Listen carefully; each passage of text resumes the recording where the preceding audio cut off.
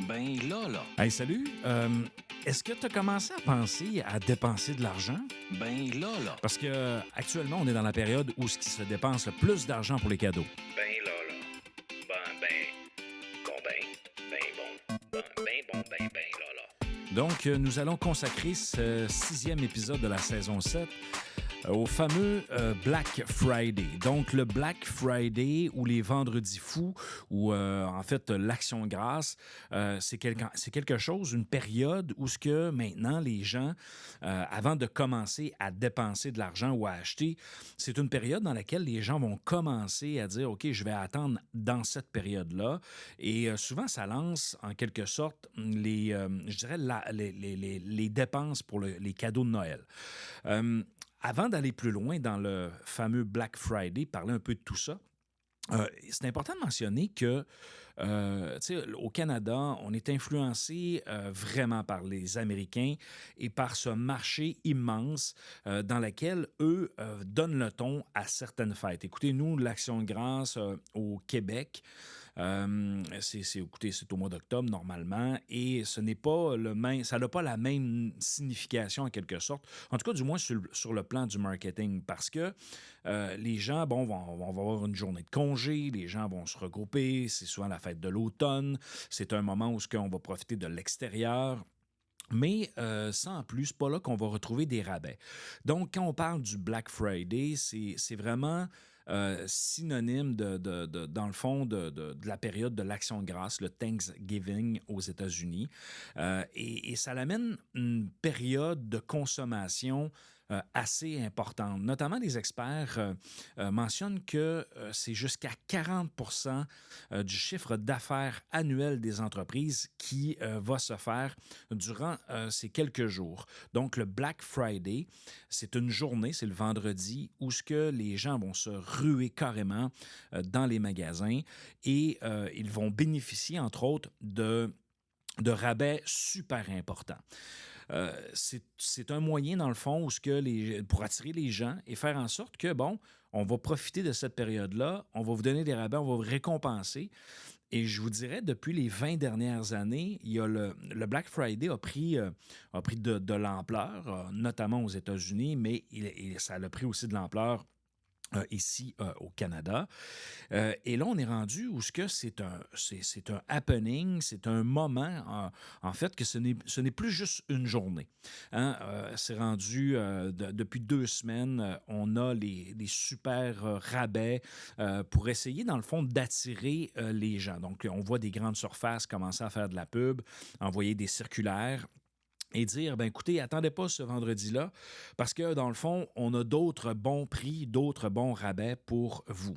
On est dans un contexte, oublions-le pas, qu'en 2023, on est dans un contexte où ce que l'inflation nous frappe de plein fouet, on a moins d'argent de disponible pour nos dépenses, l'épicerie coûte plus cher, ce qui fait en sorte que l'argent disponible pour les cadeaux sont moins importants. On a moins de budget. Donc, dans le fond, si on regarde il y a 5 ans, avec l'augmentation de l'inflation, ça nous coûte beaucoup plus cher aujourd'hui qu'il y a de cela 5 ans. Et c'est une croissance qui est quand même excessivement soutenue. Rajoutons à ça ce qui influence en quelque sorte notre budget, l'augmentation des taux d'intérêt. Donc, les taux d'intérêt qui augmentent, donc ceux qui vont renouveler ou qui ont déjà renouvelé leur hypothèque, ça va leur coûter plus cher pour vivre dans leur maison. Il y a aussi ceux qui ont des hypothèques variables qui, eux, ça s'applique dans le mois qui suit. En fait, c'est quasiment instantané. Là. Il y a quand même un délai, là, mais il y a une augmentation de leur taux. Donc, leur hypothèque coûte plus cher. Ce qui nous ramène au fait que l'effervescence de cette année devrait être, à mon humble avis, beaucoup plus importante que les autres années. Pourquoi? Parce que les gens vont se ruer carrément sur les rabais. Les gens veulent acheter encore, veulent en bénéficier, mais comme ils ont moins d'argent disponible, les rabais peuvent devenir davantage alléchant.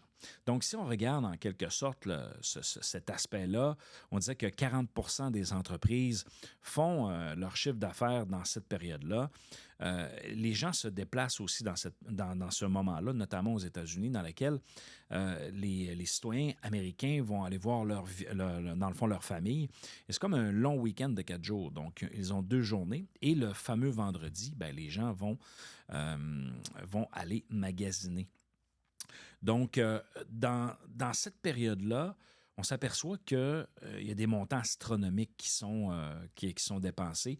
Euh, Au niveau du monde, là, OK, parce que c'est pas juste aux États-Unis, là, dans cette période-là, c'est tout le monde. Dans le fond, il y a un vendredi. En fait, le Black Friday s'est répandu un peu partout.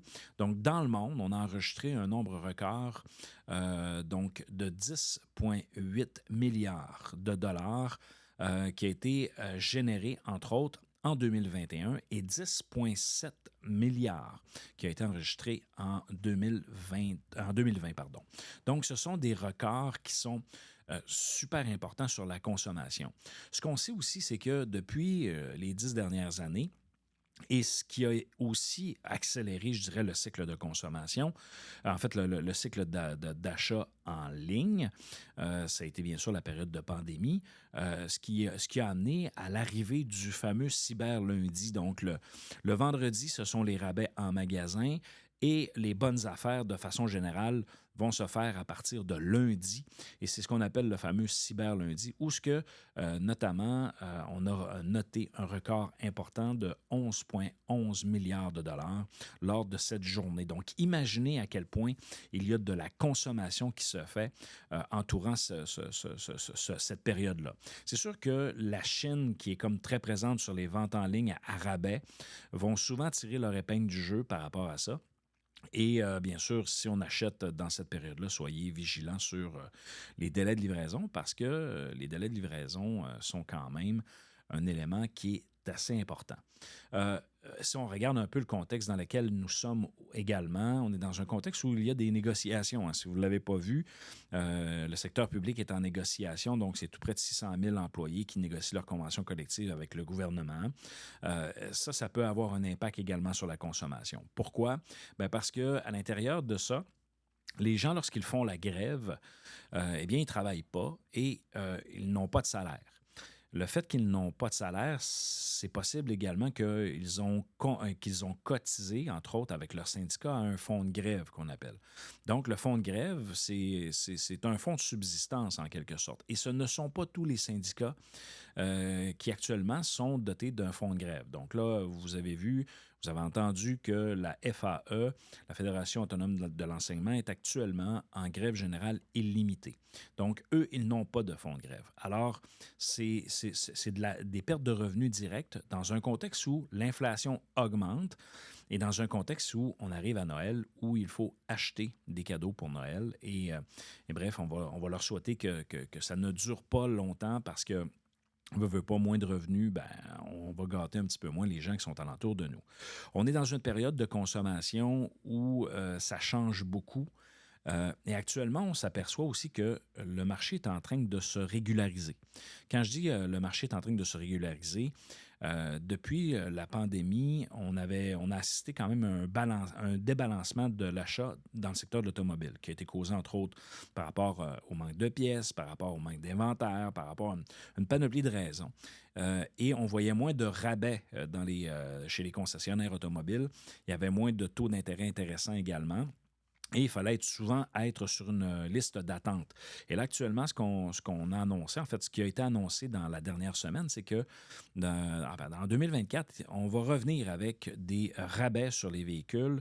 On va essayer de solliciter le client pour qu'il puisse venir acheter leurs produits en quelque sorte. Donc, la concurrence commence à revenir dans le secteur de l'automobile, ce qui est quand même très, très bien. Pourquoi je vous parle du fameux Cyber Monday, en fait, pas du Cyber Monday, mais du Black Friday et de cette période-là avec le Cyber Monday, c'est que c'est une période qui est excessivement importante pour la consommation et pour les commerces et pour les entreprises locaux. Faut aussi considérer que ce n'est pas une obligation pour les entreprises de commencer à afficher des rabais de façon très importante, mais les grandes chaînes le font et c'est une façon aussi d'attirer et aussi d'aller chercher le portefeuille des gens pour dire, ben écoutez, tu l'as dépensé chez nous, comme il est plus limité, tu n'iras pas chez la concurrence.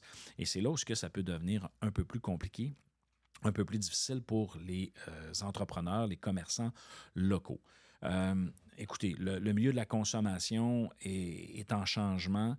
Les gens magasinent de plus en plus.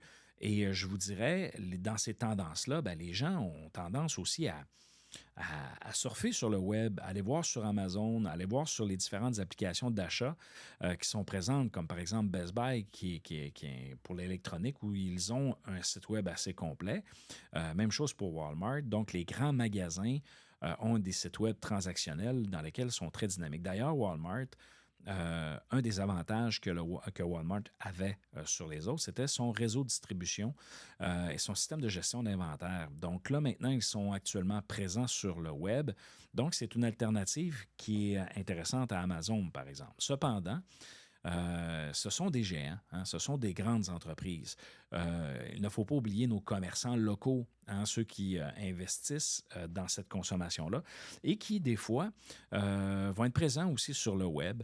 Alors, je vous invite à être un peu plus, comment je vais dire ça, un peu plus vigilant par rapport à ça, pour permettre de donner une chance à nos commerçants locaux. Sachons que lorsqu'on met $1 dans nos commerces locaux, eh bien, c'est quand même avantageux parce que les retombées sont chez nous, hein, ils ne s'en vont pas à l'extérieur de notre pays.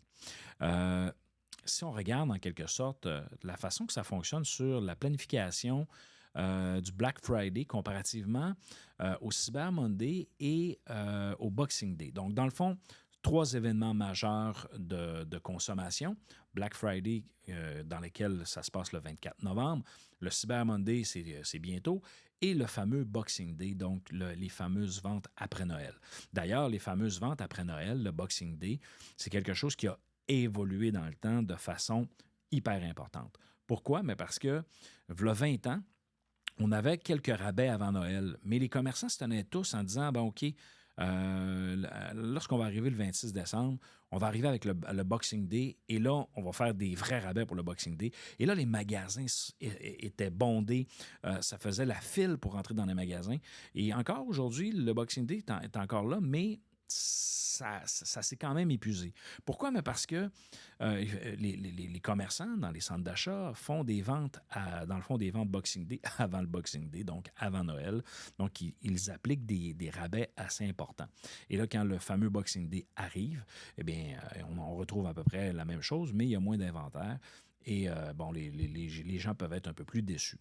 Donc, lorsque on fait des happenings de vente comme ça, que ce soit le Black Friday ou le Boxing Day, des moments de consommation importants, ce qu'on veut, c'est être capable d'attirer les clients, de les faire se déplacer et de les faire dépenser pour les meilleures aubaines dans ces moments-là. Le danger, puis d'ailleurs, vous pouvez le voir avec le Black Friday, c'est quand on commence à diluer ça dans le temps. Ça veut dire qu'on commence une semaine avant, 2 semaines avant, ou on maintient ces rabais-là pendant une durée un peu trop longue. Donc, ce qu'on veut, c'est concentrer ces rabais-là pendant une certaine période de temps. On n'a pas oublié que lorsqu'une entreprise met un produit à rabais, ben, c'est un profit qu'elle laisse aussi sur la table. Puis des fois, ben, il y a des fameux lost leaders qu'on appelle, donc des produits dans lesquels on va accepter de faire une perte de profit dessus. On va carrément perdre de l'argent parce que ce qu'on veut faire, c'est on veut attirer le consommateur chez nous. On fait le pari que les gens vont acheter ce produit-là et qu'ils vont acheter d'autres produits qui, eux, sont moins rabais, sont peut-être à prix régulier.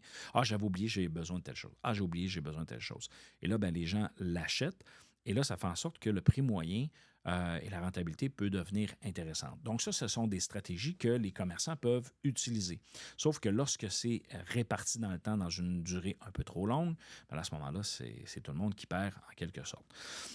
Donc, lorsqu'on regarde ça, si on regarde les intentions d'achat, puis si on compare entre autres avec 2023, donc ce qui se passe actuellement avec les intentions, ben, vous voyez là, 40 des gens planifient faire leur achat pendant le Black Friday. Pendant le Cyber Monday, c'est 37 des gens qui disent, moi, je vais attendre au Cyber Monday, donc je vais faire mon achat en ligne. Je n'irai pas nécessairement au Black Friday, mais je vais faire l'achat en ligne. Et pour le Boxing Day, ben, c'est 32 des gens qui disent, ah, moi, je vais attendre à cette date-là pour faire mes achats. Donc, vous voyez, là, les tendances sont quand même assez intéressantes, mais c'est des tendances qui sont très, très, très, très, très fortes si on compare à 2022. 2022, les gens qui planifiaient faire leurs achats pendant le Black Friday, c'était 28 28 Et là, on s'aperçoit que si on compare Black Friday l'an dernier et cette année, on est à 40 l'année passée, les intentions étaient à 28 donc un écart de 12 c'est important.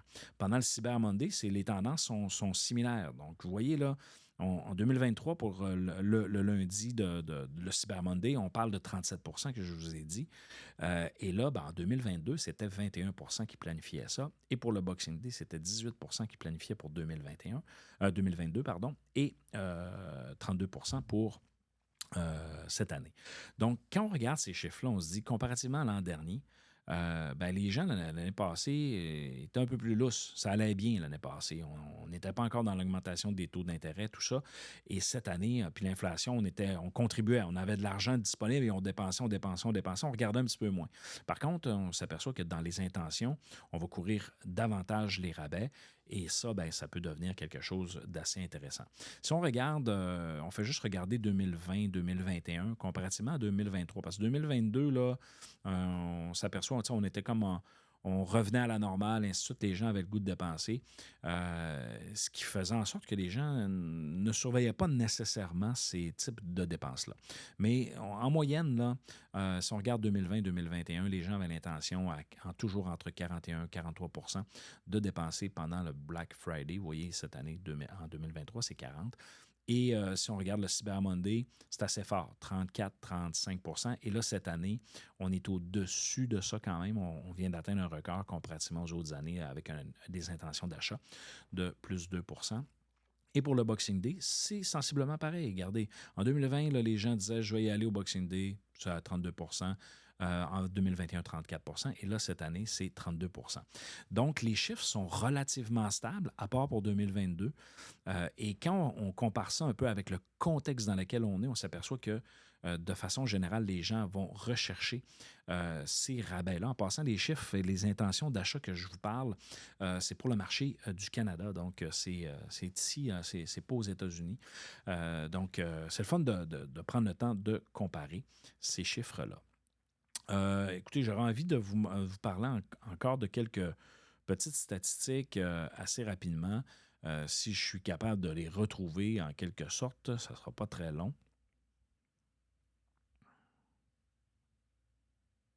Alors, les catégories dans lesquelles les gens vont notamment dépenser en 2023. En passant, ces statistiques-là proviennent dans le fond, de sources fiables, sources universitaires. Donc, je pourrais même. En fait, ça provient de Statista. Donc, c'est quand même des sources. Comment je peux dire ça? Des sources fiables, en quelque sorte. C'est pas pogné sur un blog à quelque part. Souvent, on en parle dans nos cours. Assurez-vous d'avoir la bonne information, c'est important. Donc, si on regarde par catégorie maintenant, quels sont les pourcentages que les gens vont acheter. Donc, si on regarde, par exemple, les voyages ou je dirais c'est ça, pour les hôtels, les voyages, les restaurants, c'était 14 C'est sûr que ce n'est pas dans ces secteurs-là, normalement, qu'on va retrouver les meilleurs rabais, mais à 14 c'est dans cette catégorie-là que les gens vont faire leurs achats. Dans le secteur de la maison et de la cuisine, donc tous les petits électroménagers pour cuisiner, ainsi de suite, on est à 32 32 pour les soins de beauté, cosmétiques, des produits pour s'occuper de nous, en quelque sorte. Dans la catégorie, je dirais, pour faire des choses à faire à manger, pour, par exemple, les machines à café, des éléments comme ça, dans le fond, pour nous abreuver, 44 Dans l'électronique, c'est 49 %. Donc, électronique et accessoires. Et c'est d'ailleurs dans ces secteurs-là qu'on va souvent retrouver les meilleurs rabais.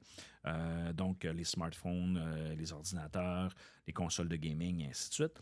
À 52 % les gens vont rechercher des jouets, entre autres, et des jouets puis du divertissement, là, comme par exemple des jeux de société, et ainsi de suite. Et 66 % des vêtements, des bijoux. Donc, tout ce qui concerne ce volet-là. Donc, c'est assez important.